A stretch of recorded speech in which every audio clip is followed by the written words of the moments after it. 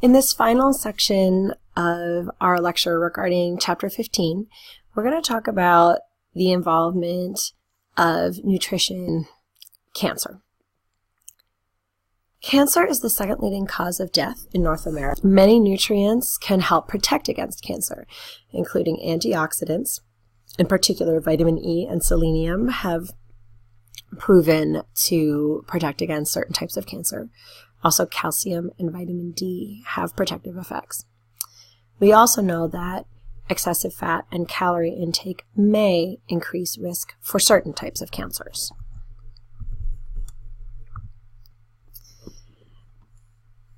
Cancer is essentially abnormal and uncontrolled division of altered cells, which form tumors. There can be benign tumors, which are non-cancerous, but malignant tumors will invade surrounding structures and they will metastasize and spread throughout the body.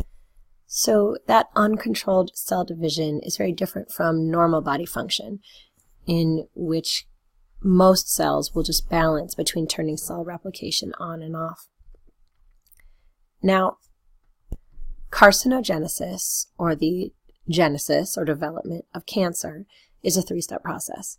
First, a cell is exposed to a carcinogen, and then promoters will encourage that uncontrolled replication of the altered DNA, and then the cancer progresses. This slide just provides data from 2016 on the estimated percentage of cancer deaths by the type of cancer. This figure from your textbook shows a comparison between cancerous leukemia cells and normal bone marrow cells. And here you see a visual representation of the progression of a normal skin cell to a cancerous one. So if the visuals help you, this figure might be a good one for you to review. Now, genetics plays a role in the development of cancer, and some would argue a relatively small role, although it is important, and this is why people with a history of cancer, a family history, should be screened much earlier. But we know that environmental factors play a much greater role. Exposure to radiation, chemicals, and air and water pollutants can lead to the genesis of cancer, as can smoking, a lack of physical activity, dietary factors. Some would say obesity. Some evidence suggests that it's more the unhealthy dietary choices that can also lead to obesity, can lead to cancer. And so that may just be tied up in this last one, which is that diet can be a factor. So to get more specifics into the dietary factors, diets low in fruits and vegetables are associated with increased risk for certain types of cancer. Again, some data demonstrates that excess energy intake or obesity is associated with certain types of cancer. High intakes of meat, especially red meat and grilled meats, are implicated in containing high levels of carcinogens or cancer-causing elements. Fried foods are also implicated.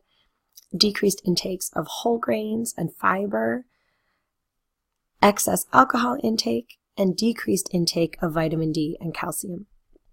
So you can see that essentially when people are not following the typical recommendations that we've been discussing throughout the quarter, they can increase the risk of development of cancer. But again, just notice that these factors that can increase risk for cancer never really go against the typical recommendations that we have been discussing along the way for overall good health. This table from your textbook is an example of a diet intended to limit the risk of cancer. So it's low in fat, it's high in fruits and veggies, and also high in antioxidants. You can take a look at that just to get a sense of the types of foods that are on that plan.